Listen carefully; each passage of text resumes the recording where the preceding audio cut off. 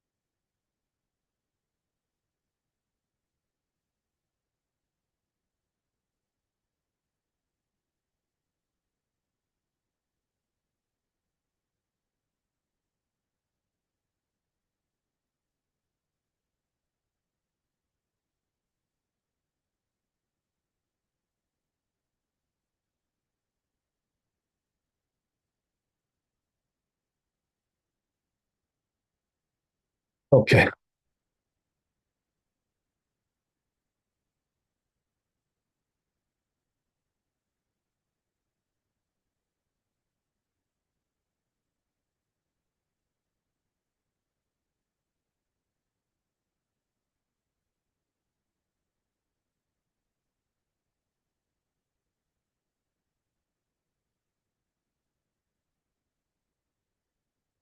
So we're going to Yud Gimel.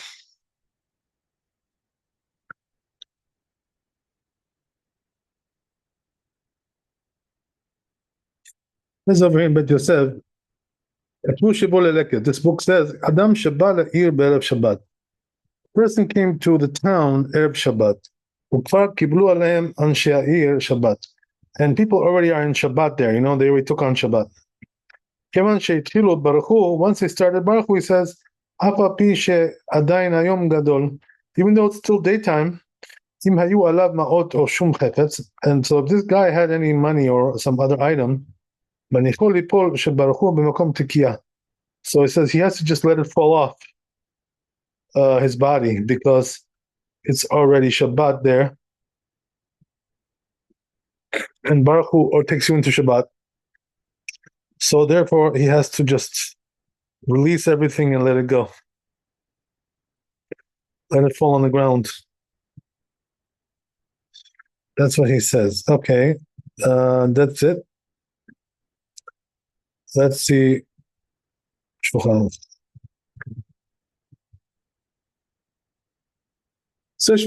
אדם שבא לעיר בערב שבת וכבר קיבלו אנשי העיר עליהם שבת. Same thing, right? Came to town somebody. They already took on Shabbat there. אף על פי שעדיין היום גדול. Even though it's still daytime, אם היו עליו מעות או שום חפץ. So if he has any money or some other muktzah item, right? Even if it's not muktzah, by the way, that's what he's saying. Why? Because there's no eruv there, so he can't carry that thing. These places didn't have eruvs in those days. So that's what he's talking about. But if you do have an eruv, and it's not something which is muktzah, so then it will be okay. Anyway, so basically you just gotta let it go. Let it drop.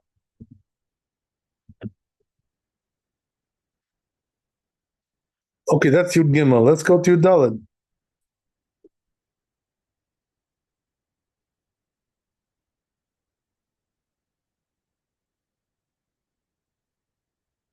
So it says over here, Bit Yosef, it says over there in the Gemara, in Brachot Gav Zayin Amud Bet, Amar le Rabbi Yirmiyah le Rab, meet bedelet. So this rabbi tells to the other rabbi,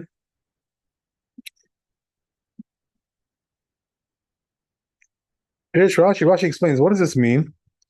Rab Erev Shabbat Be'erev Shabbat. Right, so it means that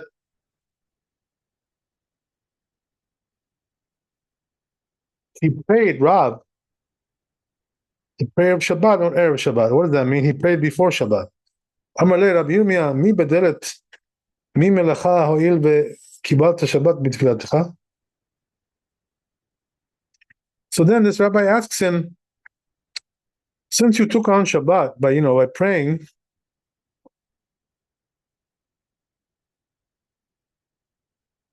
are you in Shabbat? In other words, you can't do labor. Mi badalt mina melacha. Right? Did you remove yourself from doing labor? And Rav answers him,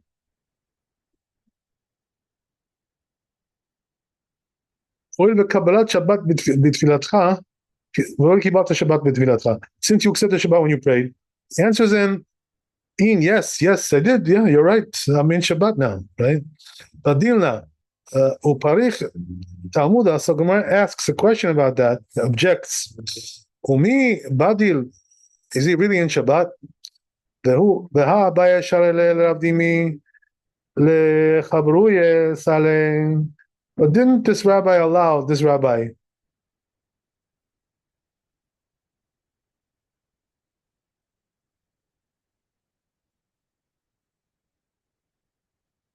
to do some kind of a labor, right?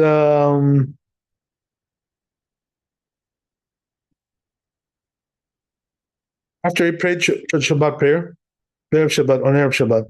Mishane ta'utahu. So he answers, right? Yeah, that was a mistake, Rashi lo kibel alav tosefet Shabbat midat.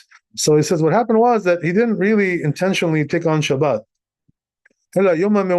So what happened was that it was a cloudy day, So he thought it was Shabbat, but actually it was not.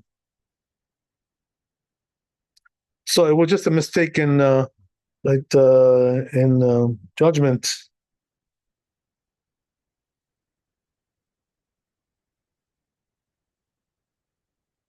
He thought it was already dark.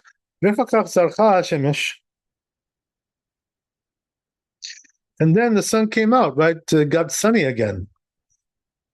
Oparich v'ta'uta mi hadra. So Gemara asks a question on that, right? But wait a second, even if you tell me it was a mistake, does that really mean that he's not in Shabbat still? But this rabbi said, right, one time,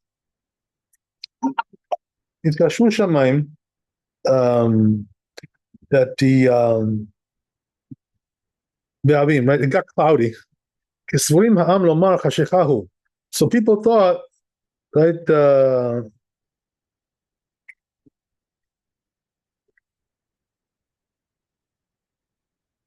that it was Shabbat. Sorry, okay. So people thought it was Shabbat, and they made a mistake. So what did they do? They came to Shul, and they prayed, right, Arvit. They said, well, it's Shabbat, let's pray. Motzei Shabbat v'Shabbat. So what they did was, they prayed, right, the Saturday night prayer, Motzei Shabbat, on Shabbat. They thought it was already Motzei Shabbat. So what happened, right? Then the clouds dissipated, scattered, and all of a sudden it's sunshine, right? So what happened? They came and asked Rabbi. He said, if they prayed, they prayed. In other words, yeah, that's it, right? B'diavad. Right? The prayer is valid. Rashi explains, Alma Tfilahi.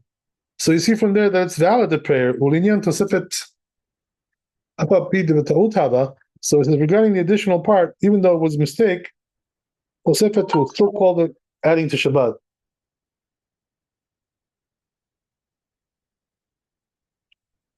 By way of the prayer,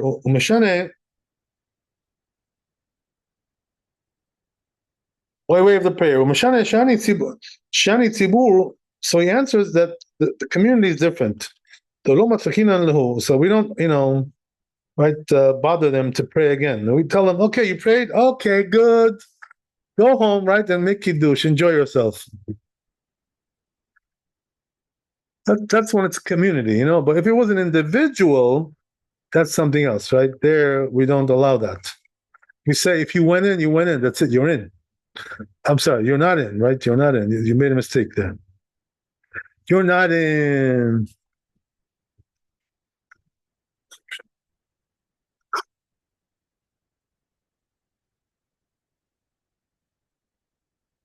We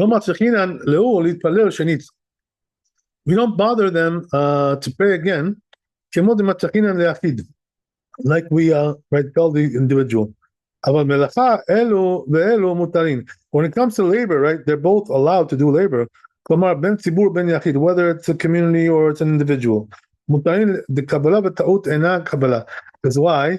Because accepting by mistake is not really called accepting Shabbat.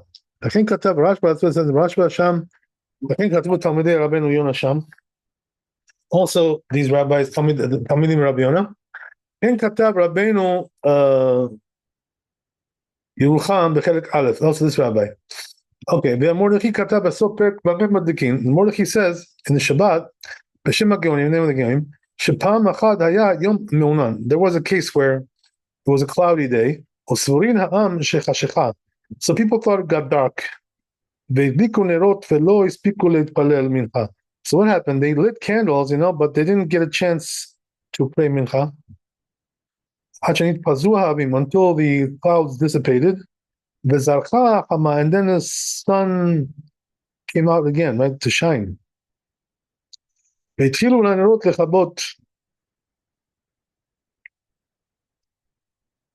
what happened? The candles started to already get extinguished. So the rabbis of the generation, Paskin there, that the ones who did light, they are forbidden to light again, and to do labor. They're already in Shabbat. Because they already took on Shabbat. But the rest of the household, right, members are allowed to do so. So it comes out that he holds the Adifa Kabbalat Shabbat that taking on Shabbat by lighting a candle is stronger.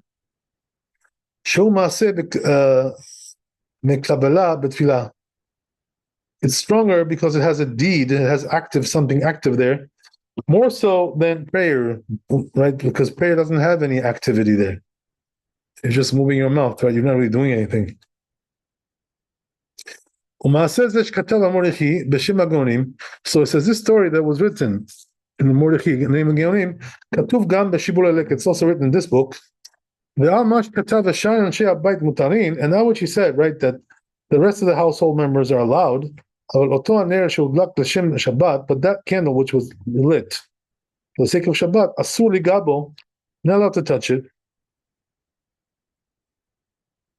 Shemen, and to add oil.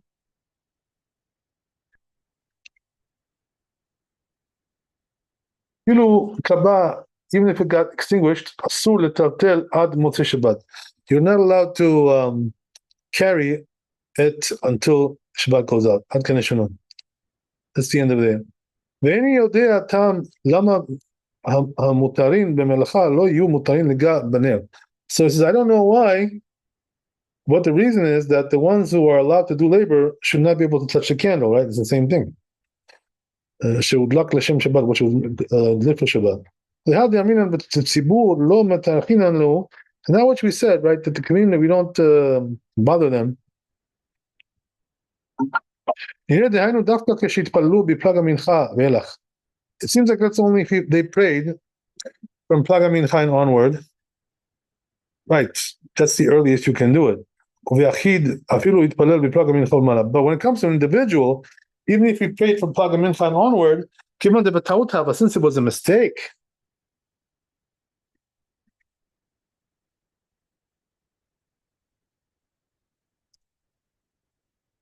because he thought it was already dark. Lo alta lo tefillah, then therefore the prayer does not really, he doesn't get credit for the prayer. אבל קודם פלג המנחה, but if it was before פלג המנחה, אפילו ציבור נמי מחזירים. So there, even the community has to go back and pray again, right? Because they didn't get credit for that prayer.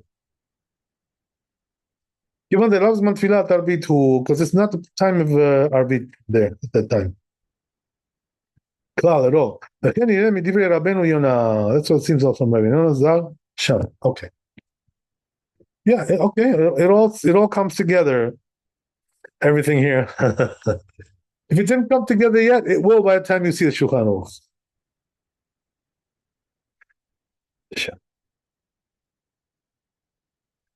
Okay, so what does it say here? Im bayom ha'me'unan, right? If you have a cloudy day. טעות ציבור בחשבו שחשיכה.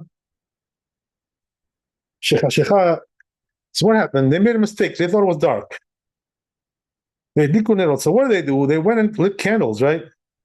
והתפללו תפילת ערבית. So they prayed ערבית. של שבת, of Shabbat. ואחר כך נתפזרו העבים. So there, right, afterwards, the clouds scattered. The zarcha chama, and then the sun shined again. Okay.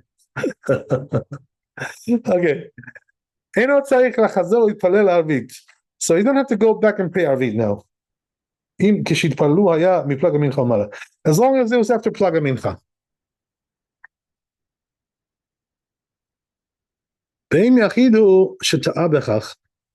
But if it was an individual who did this, right, made this mistake, he has to do Arvit again. Right? So why is that? Because he made a mistake, and he didn't, it was a mistake. He didn't do this on purpose. So therefore we tell him, you know what, you got to do Arvit again.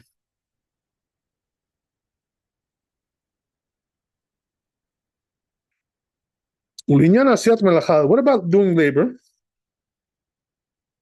Ben Sibur, Ben Meyachid, right? Whether it's individual or a community, right? Mutarim, they're allowed to do labor.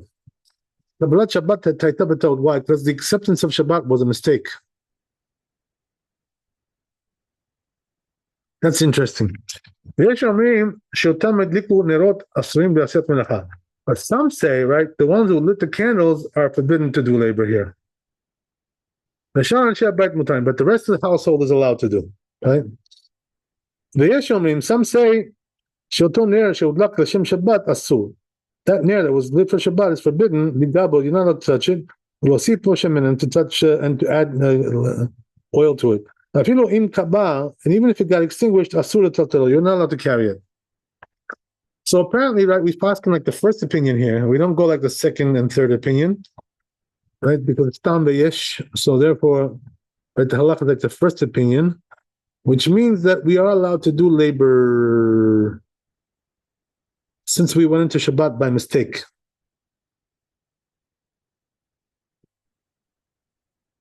Okay, if you have any questions, let me know. It's a little bit tricky, this whole thing, right? But tricky but manageable. So we can work it out. Okay. So with your permission, we'll go on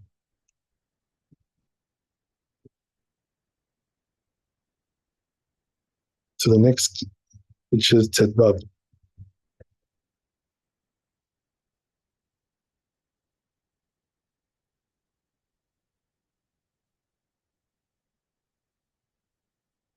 So it says here, Bet Yosef, Katuv Mordechai. It says Mordechai, Sopek Bameh Madlikin, right, in the Shabbat.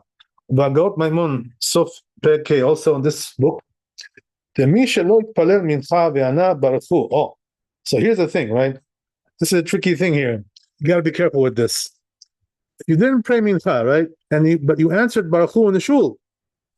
Timaka with the community. Kvar asal kodesh, right? V'shuv lo yaseh nochol. So here's the thing, right? You said Baruch Hu, you answered. Now you can't pray Mincha anymore. You're in Shabbat. Can't do it. That's what he's saying.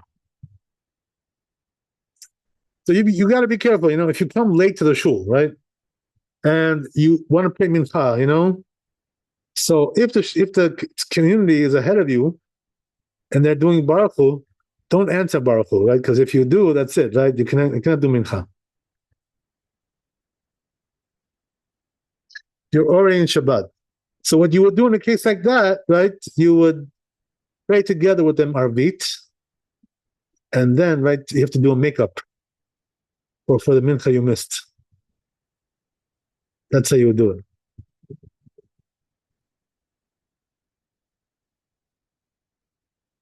Okay. There is a shortcut, by the way, you can do with this. I think we're going to get into it pretty soon here. There is a shortcut you can do in this particular case only, which is, I'll tell you now, we're probably going to see it later on also. We are going to see it, but anyway, there's a trick here you can do, a shortcut, which is that if you missed mincha, right? You didn't say mincha, and you went straight into arvit. It was, Erev Shabbat, Leil Shabbat. So what you do is like this, you say arvit with the community, and then, there's like something which is called the Me'en Sheva, right? Which is like a short repetition of the Amidah that they do Friday night. So what you can do is, have in mind to fulfill your obligation with that.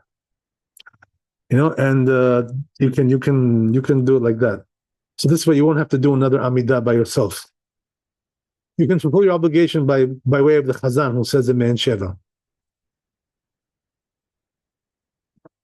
Okay. We're going to see that, B'ezrat Hashem. But I just might as well mention it here, because we're talking about it here. So, because you miss mincha, once you miss mincha, you got to do a makeup. You got to do makeup there.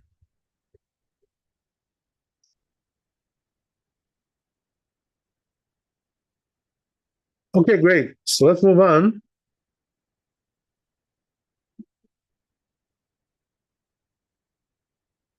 So it says, right, exactly what I told you. Don't do now mincha, right? You can't do mincha, it's too late. So you got to do 2 arvit. So says this rabbi, right? ובכתביו סימן קנ"ג, סימן ד'. So there's 2 different places where he writes this. שנמצא בתשובות מי ששהה להתפלל מנחת בערב שבת. As we said, right? There's a tshuva like this where a person wasn't able to do mincha Erev Shabbat עד שענו הקהל ברוך הוא, until the community answered ברוך הוא, ועדיין לא עבר הזמן מנחה, but the time מנחה didn't pass yet. שהיה להתפלל מנחה באותו בית הכנסת. So you cannot pray, right, mincha in that shul anymore. שבו הקהל, the community is there. והשליח ציבור מתפללים אחרי שהקהל קידשו היום, לא יעשינו כל.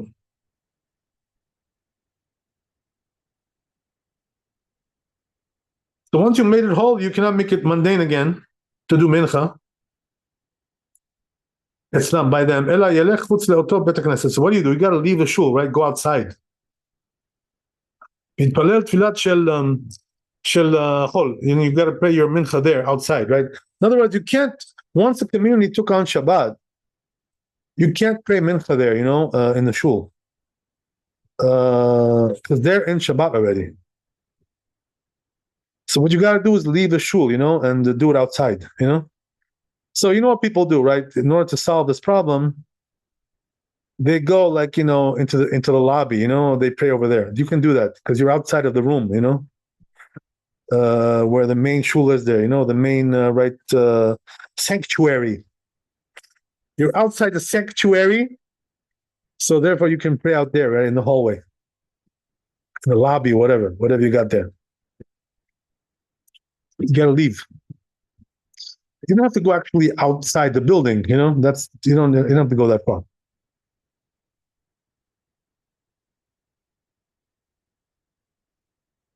Once you leave the room, you're good.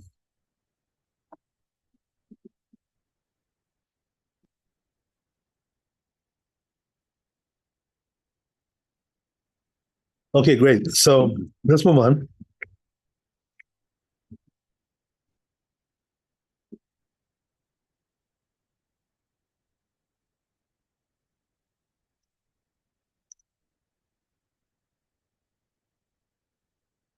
Shulchan Aruch Kama Gedolim says that's how several rabbis paskin. Katav Hu Zal, he wrote there, this rabbi, the Lo Palig Ahad Katavti Besamuch, doesn't argue with what we said right nearby. Hashem Mordechai, name Mordechai, the Gagod, then the Gagod. The Shani Hatam Shikvar Ana Ima Kahal. Baruch Hu. It's different there because he answered already in the community Baruch Hu. Shu Atzmu Asal Kodesh Kadosh. He made it holy by himself. Then it Baruch Hu because he answered Baruch Hu. Umishum de'achi let takanta. So therefore, there's no way to fix it up. אבל ההוא בשלו ענה עמהם כגון שלא היה בבית הכנסת, but the one who didn't answer with them, for instance, he wasn't a shul, משום אחי יכול לעשותו חול שלא בפניהם, therefore he can make it mundane, right, weekday prayer, as long as he's not in front of them. That's why he's got to leave the room. Okay, that's it. Great. Let's go to Shulchan Aruch. This is important halakha, especially for the men. The women don't really go anyway, so it's not a big deal. Don't have to worry about stuff like this.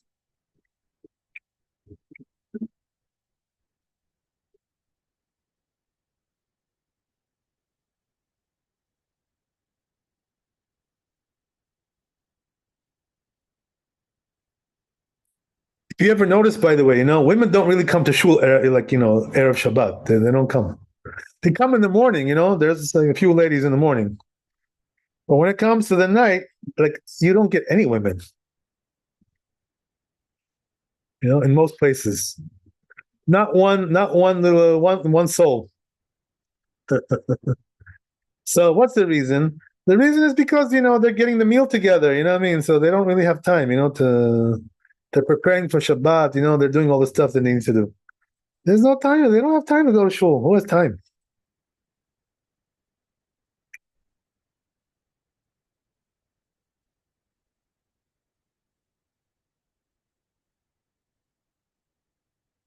Okay, great. The truth is, as we already mentioned a couple of times, in the old days, the good old days where, Jews were Jews, women didn't go to shul. Nobody went. It was a very rare, thing, only when there's something like a special occasion, as we said, right? Like, let's say they're blowing the shofar or, they're reading the Megillah. Otherwise, what business does a woman have in shul? They have no business there.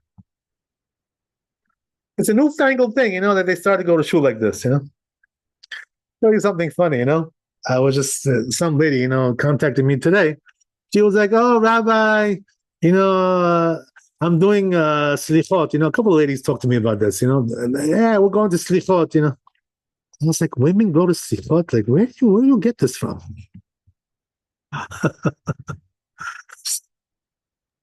Women don't do? I'm sorry? Women don't do slichot? Women never went to slichot, never such a thing like this. Now all of a sudden it became a new fad. Women are going to slichot. Are they obligated to do it at home? No, not at all. Not at all. Okay. That's what I told them. I said, what are you talking about? Forget about that stuff. And then, what it is? It's so funny because she told me, she says, yeah, I asked her, like, what time do you do slichot? So she says, yeah, I do it like, 1 o'clock in the morning. And, so I'm like, oh, you do? That means like she finishes it at 2. You know what I mean? So I'm like, oh, you do? Oh, I see. So then she tells me, that when she gets up in the morning, she's always very tired. So, whatever, she has a hard time with it. I told her, I said, if that's the case, why do you go to slichot? If you're tired, go to sleep early. Instead of going to sleep at 2 o'clock, go to sleep at 11, like a normal person. And you'll be fresh, like a spring chicken in the morning. Why do you need to go to slichot? What do you need it for? Get some sleep, get some rest. And she's like, oh yeah. She's like, yeah. yeah, because so why do I mention this? It has nothing to do with Shabbat, but the point is like this, that when I was in Israel, I was seeing a lot of young ladies, like especially single ladies, going to slichot.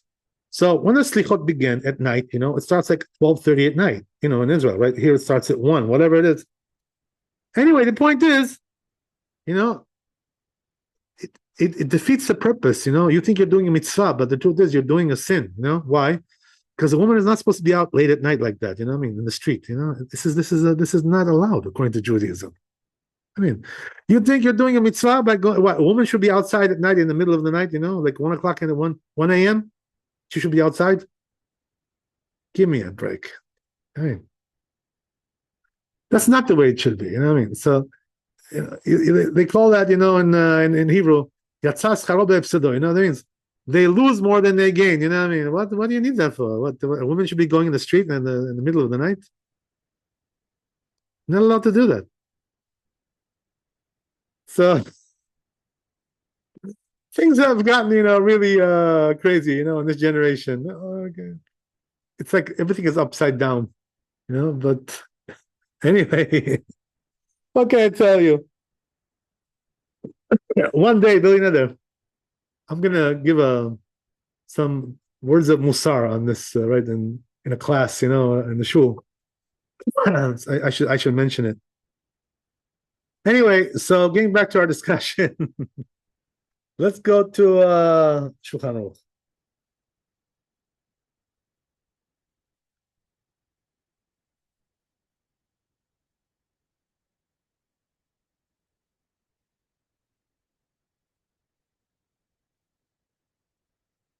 So says Shulchan Aruch,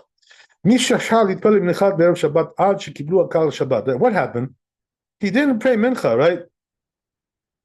So early, until the point where the community already took on Shabbat. Right? They're in Shabbat already. So you cannot go in that shul, right, to pray mincha, because they're already in Shabbat. You're contradicting them, So you can't do that. So as we said, right, what do? Go to the lobby, and pray over there, to the right, whatever it is, right? The hall, the outside hall there, the entrance way, whatever it is, right?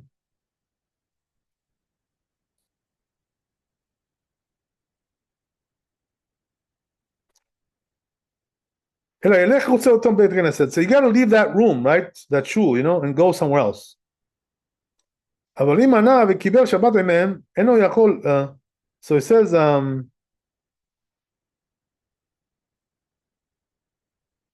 right, so you got to do, the prayer somewhere else, as we said. That's only if you didn't take on Shabbat with them. But if he took on Shabbat with them, in other words, he answered Baruch Hu, right, as we said, so then he's not allowed to pray mincha at all, right? Anywhere. He cannot go to any shul for that, right? Each time. So what do? You got to do 2 arvits, right? You got to do a makeup. That's what you got to do. That's the whole story. Okay, very good. That's good. Let's move on. We're getting there.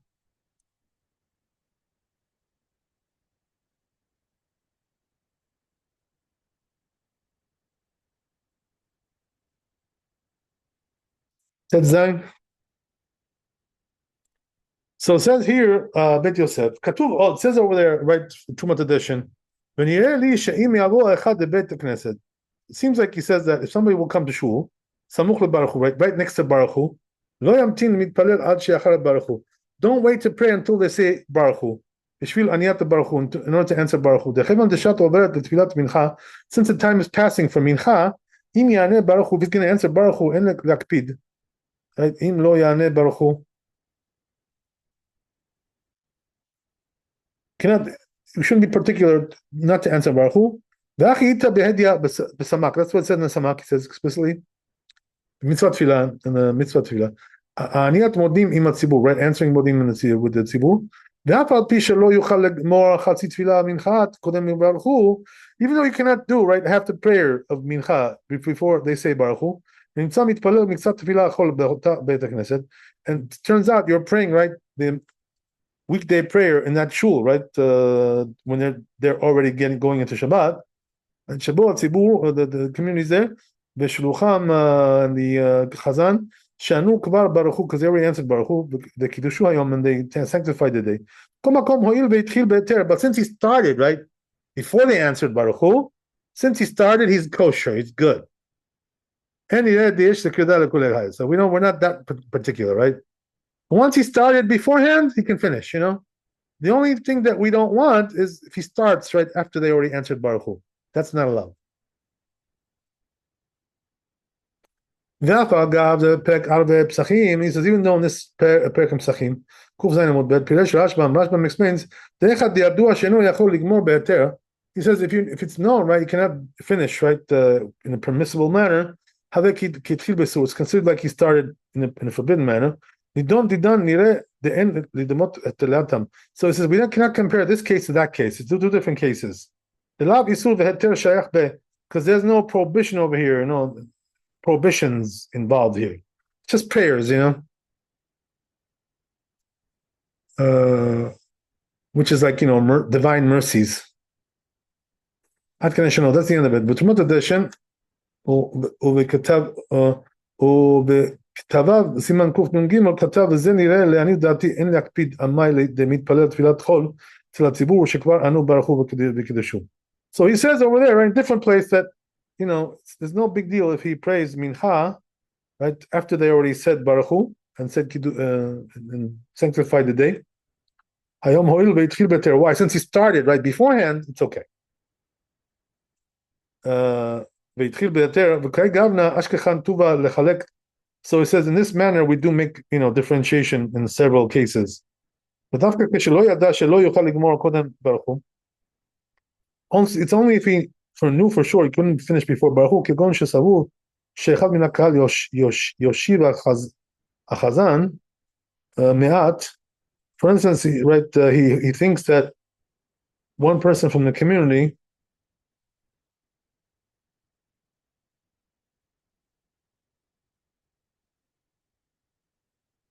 אם היה יודע שלא יוכל לגמור, אם כן התחיל לאיסור כדאיתא ויגוד מרדכי עד כאן השנה. So he says like this, right? The bottom line is that if you know you can't finish for sure, right? Before they do Baruch Hu, then don't do it. Right? That's what he says, but let's see if we paskin that way, right? ולעניין ההלכה, נראה שיש לסמוך על מה שכתב בספר תרומת הדשן יותר מעל מה שכתב בכתביו. Look what he says, right? So he says we should rely more on the first opinion that he wrote, in the other place, Trumat HaDeshen, right? More than what he wrote over here. ומה שאדם כותב בספר יותר מדקדק בו ממה שכתב בכתביו. Look what he says, right? The person that writes something in a book is more, right, reliable, more credible than something that he writes in his notes. ועוד דמה שקשה במה שכתב בכתביו, כבר ישבנו בתרומת הדשן.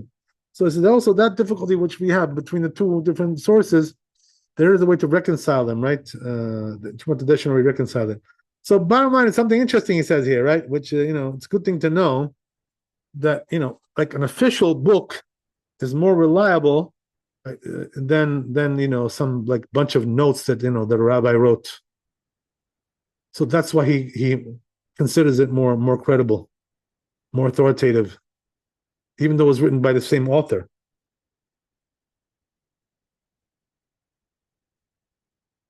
Okay, that sounds good. Interesting.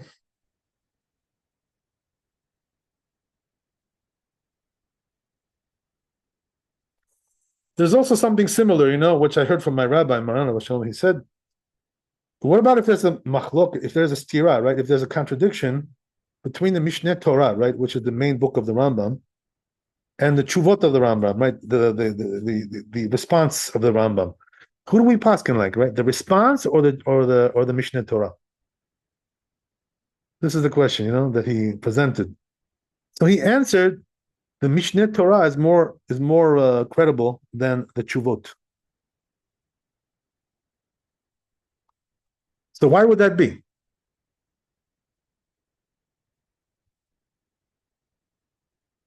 It's an interesting statement, right? So after thinking about it, what I was able to come up with is that the Mishneh Torah, the reason why it's more credible, more authoritative than the Chuvot, is because the Mishneh Torah is meant for the wide audience, right? The whole audience, the whole community, right? All of Israel, the audience at large. But when it comes to tshuvot, right, they're usually said for more specific questions that were asked by individuals, So those can vary according to the circumstances of that particular individual, But when it comes to Mishneh Torah, it's meant for everybody, the whole community at large. It's not for one person. It's not for individuals. It's for the whole community. That's why it's more authoritative. Sounds good to me. I like that.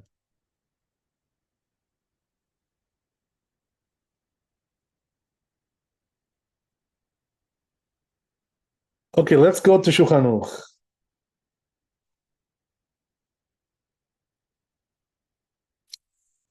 I think I've always mentioned, I don't know if you've heard me, but what about if there's a stira, right, contradiction between one part of the Mishneh Torah or another, or let's say one part of Shulchan Aruch and another? Which one do we go like? One place says like this, one place says like that. What do we do there? So there, right, by the way, this happens quite often, that we have contradictions like this. So the answer is we go like the last one, because we say, right, that he changed his mind, and the last one is the one that he, paskind finally, that was the final halacha that he paskind. So therefore, we don't go like the first one, we go like the last one, right? Chronological order. That's what we do. So these things are important to know, these concepts, because it helps you to paskin halacha. Okay.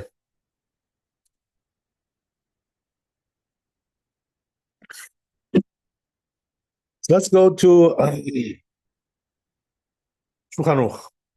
Tet Zayin. It says like this, right? Im ba lebet knesset. He came to the shul, right? And they're already close to Shabbat, to accepting Shabbat. So he can start the mincha, right? Because as we said, they haven't said Baruch Hu yet, they haven't answered yet. So they're still not in Shabbat. So yeah, you can start now, even though you're not going to finish on time before they do Baruch Hu, but as long as you started, you're okay.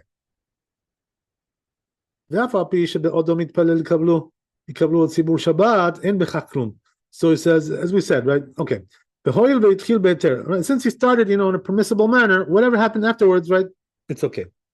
So you notice here it doesn't mention that, right? That caveat of the Tumat edition, which he said, right? That if you know you cannot finish on time, don't start, because we don't paskin like that, as we said, right? We don't paskin like the first opinion that was brought down there, right? Which was in his book instead of his notes.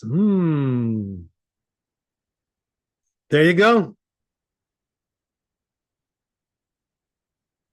Okay, beautiful. So that's Tet Zayin. So it looks like we got one more. We have time, I think, to finish it. Oh my God. Oh my God. We have time, believe it or not. Yud Zayin.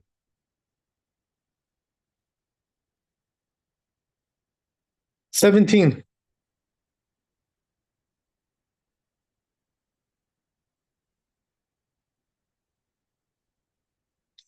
So let's see in the Bet Yosef. What do we got here? Katav Ram Bepek Shoel, right? It says the Ran. And since we said here, it says in Shabbat Kuf Nun Aleph Amud Aleph, שמותר לאדם לומר לחברו שמור לי פירות שבתחומך, right? That a person is allowed to say to his fellow, guard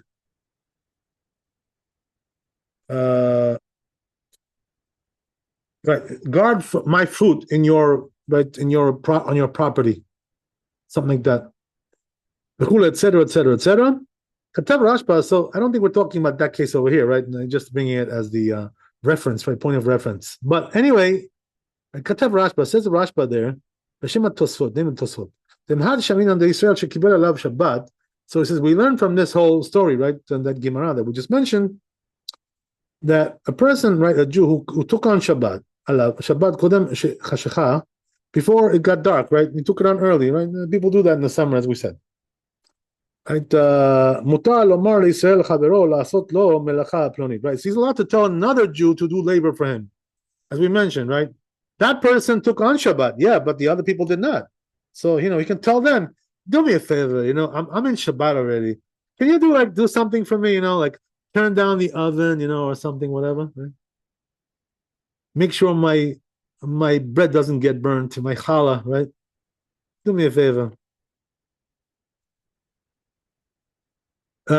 He's allowed to do that.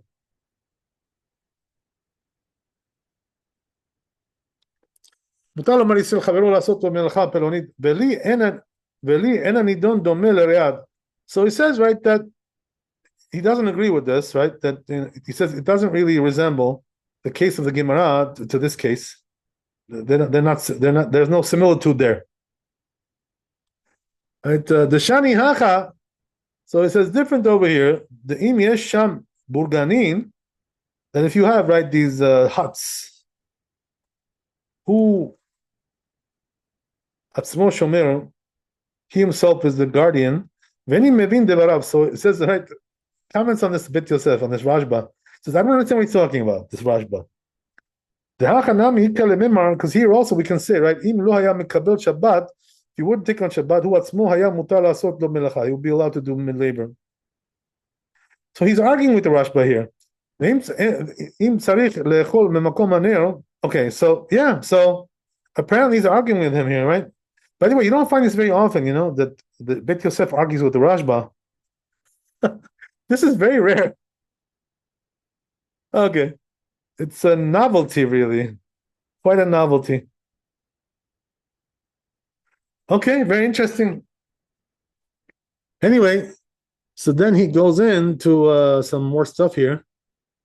Right, winding down this whole topic here. Cocktails of the topic.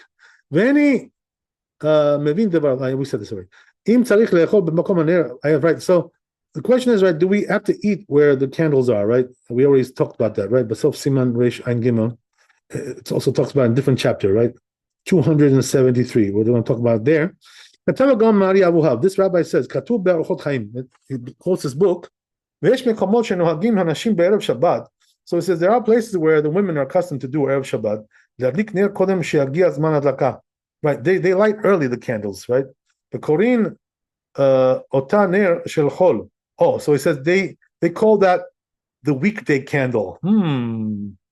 Weekday candle. Okay. And then they light the Shabbat candle, right? So they have two stages, right? First they do the weekday candle, then they do the Shabbat candle. So he says we have to give a reason why they do this, What's the purpose of that? So maybe it's because of machloket which there is between Rabbeinu Tam and the other opinion. If you bless, right, the blessing of Shabbat, the candles, because we already spoke about this, by the way, last week. When they're coming to light the candle, a different candle, adding to the one which was already lit, beforehand, so they're already signaling by this. Also, they're doing it for Shabbat. Right now, for sure it's for Shabbat, the second one, the later one. So that's the real Shabbat candle, right? So in other words, there's a purpose for this, right? To do like this, to do one weekday candle and then another one Shabbat candle.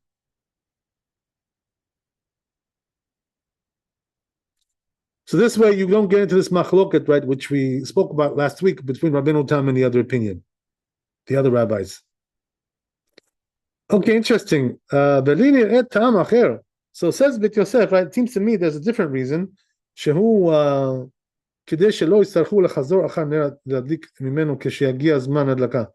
because they shouldn't need to go and find another candle when the time to light comes.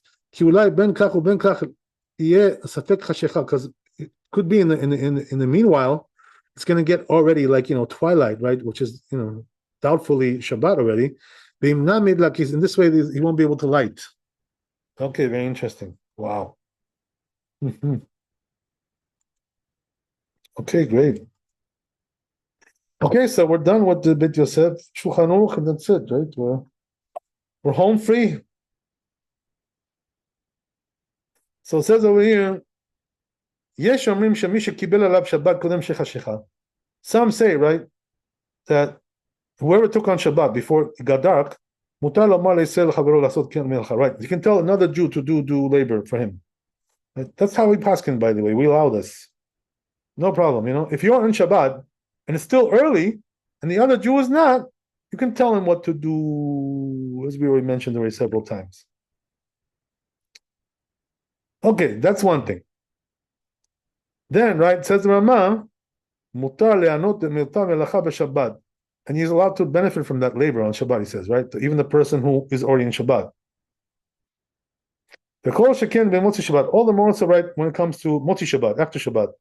Misha me'achel yitpalel b'motzi Shabbat. So what does that mean? Whoever, right, is praying late motzi Shabbat, doing arvit late, or shemamshich l'sudat b'alala, or he's doing like sudat shlishit, right, a long time, right. So he's going long. Mutar lomar lechavero Yisrael shekvar yitpalel v'yivdil. So you're allowed to tell another Jew, right, who already got out of Shabbat, he prayed arvit and he made havdalah. La'asot melachto, you can do his labor for him. Right, to light candles for him and to cook for him. So he's allowed to, right, benefit and from that labor, right, that he does, and to eat whatever can. That's what it seems to me. But I tell you something funny, that the reality that my son-in-law is the great grandson of Maran Rabbi Yosef, right? I'm a part of the family. So anyway, so he told me, something that he saw, and that he said, right, that the rabbi, on Saturday night he used to do like a special shiur, a special class for the whole, community, right, the whole Israel, all of Israel, in Israel, outside of Israel, right, there was everywhere, it was broadcast everywhere, the whole world, right, was watching this thing. So what happened, I used to go there, by the way, personally, I used to come up there, but interesting thing is, that the rabbi had to be driven, to the shul, to give the class. So his driver, was, his name was Avraham. I knew him, we knew him. So anyway, Avraham was his driver, and so what happened was, right, that the rabbi, kept Rabbeinu Tam. He went out of Shabbat late, so he wouldn't do labor before Rabbeinu Tam. But Avraham didn't keep Rabbeinu Tam, So what he would do is, Avraham would drive him to the shul before Rabbeinu Tam. You know what I mean? Because he didn't keep it. So the rabbi got the best of both worlds, This guy was not in Shabbat anymore. The rabbi's still in Shabbat, but he's being driven, chauffeured around anyway. To go to the class. Okay, think about that one for a while. All right, so anyway, Bezrat Hashem, thanks for coming. Be blessed with wealth and health and happiness. Chazak u'baruch, Laila Tov. So we're done with this chapter. Bezrat Hashem, we'll go to the next chapter, and we'll see you tomorrow. Thank you, Rabbi. Have a good night. Laila Tov. Laila Tov.